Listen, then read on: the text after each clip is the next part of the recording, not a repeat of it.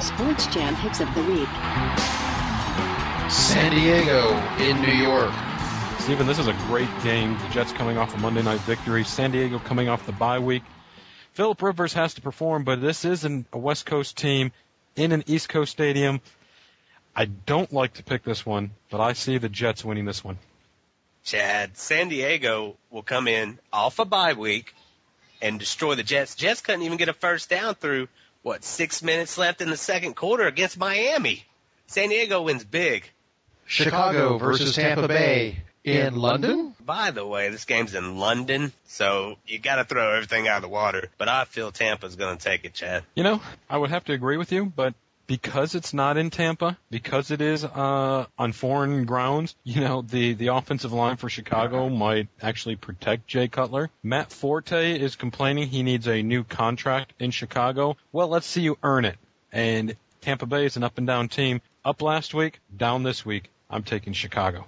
Washington in Carolina. Stephen, I think we have to think that the Rex Grossman days in Washington are pretty much numbered, and John Beck is not a good quarterback. Cam Newton is. Carolina is going to win at home. I agree with you. Grossman, 23.7 quarterback rating last week. Carolina big. Atlanta and Detroit. That was the Atlanta Falcons I knew last year. Run, pound the ball, throw the ball when you need it. They're going to do it again because I did see San Francisco run for over 200 yards against Detroit. As long as Atlanta sticks to how they played last year, run Turner, pass when you need to, Atlanta upsets Detroit. Hey, if I'm Mike Smith, I get as far away from Jim Schwartz as I possibly can. Because when this game ends, if Schwartz and the Lions don't win, I think Mike Smith is going to get a punch in the back of the head, kind of like Jim Harbaugh. Detroit, very disappointing last week at home. You know, I think maybe San Francisco figured him out. Atlanta's going to go there. Atlanta's going to run Michael Turner. Atlanta's going to pull the big upset of the week. Seattle in Cleveland. Wow. You know, I really don't like this game. You know, Cleveland is at home. Seattle can't win on the road. No doubt in my mind, Cleveland figures out a way to win, even if Peyton Hillis isn't there for him. Pete Carroll has that defense swarming. They came back against the Giants. Defense is playing good when they're not at home. They play good at home always, but now they're going to play good away. Colt McCoy's going to have a horrible game, Seattle. I'm predicting it'll be a tie at 4. Denver in Miami. Tim Tebow.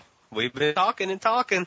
Even though they trade away their number one receiver, Brandon Lloyd, which I'm confused about that. But Miami, let's be honest, they are horrible. Denver, Tebow is playing in Florida, so you know he's going to win. Denver. Yeah, I'm going to have to agree with you, Stephen. It's Tebow time in Denver. You know, Tim Tebow doesn't need a receiver. Tim Tebow is just going to take the ball from shotgun. He's going to see that all of his no-name receivers are covered. He's going to tuck it in, and he's going to run it. Just like he did in Florida, he's going to find a way to win in the state of Florida.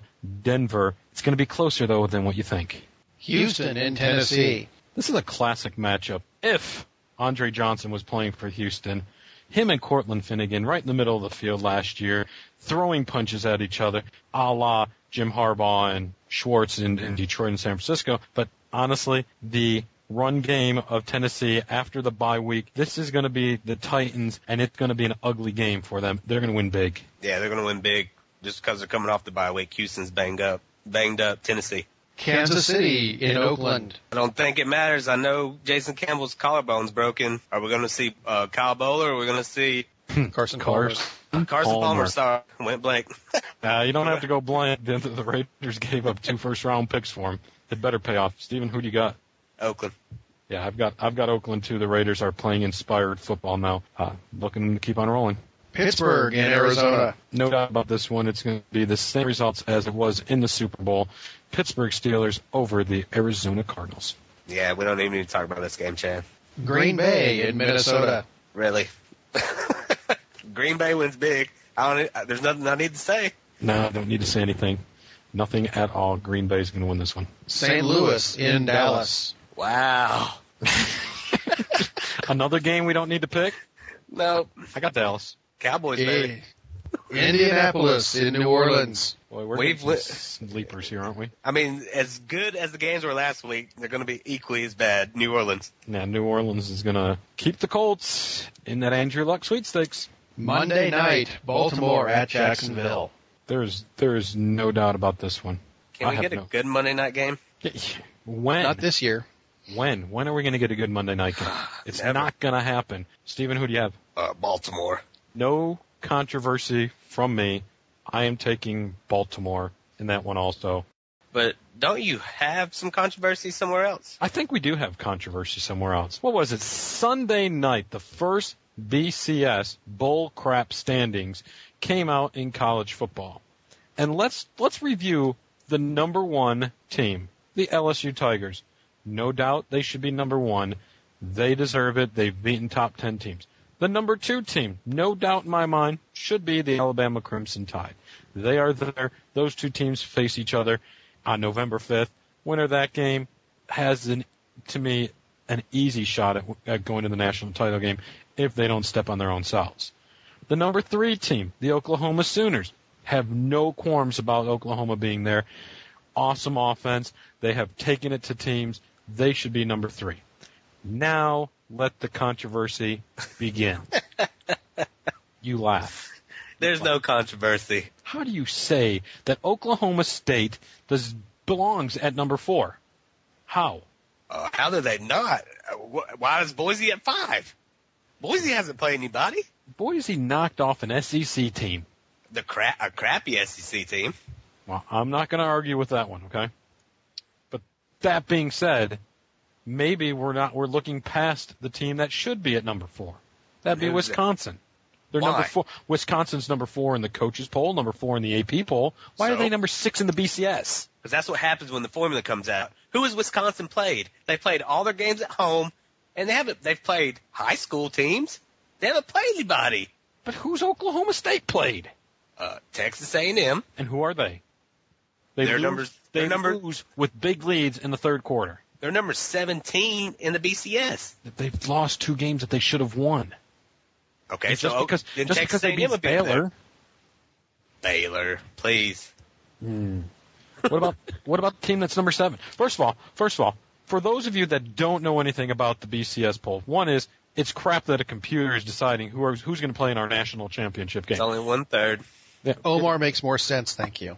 Okay, wow. Well, now we need an Omar. Rob, you've got more time on your hands with baseball coming to an end. Put a formula together that works for college football. BCS works. BCS works. It does not. Oklahoma State, the only reason they're number 4 right now is because they beat the Ragin' Cajuns of Louisiana, Southeast Louisiana State, whoever the heck they are. They beat them, and that's the only loss Southeast Louisiana State Ragin' Cajuns have this year. And it's the only reason why Oklahoma State's there is because their opponents have a great winning percentage thanks to them. Chad, LSU Alabama's going to settle it. Oklahoma's got to play Oklahoma State. They'll settle it, and 2 of them will be out.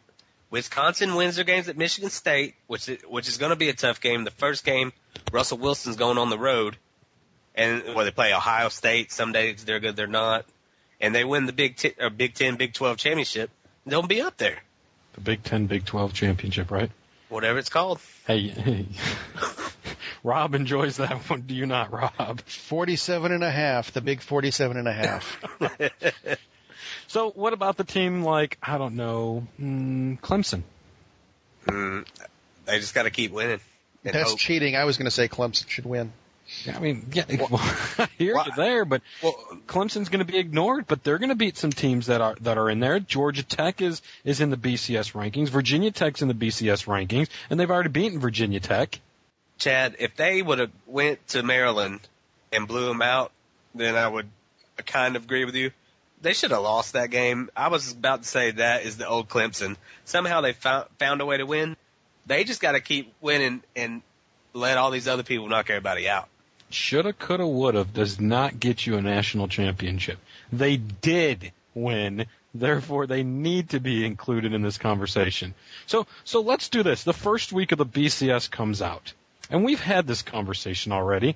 Let's put some what-if twist to this thing.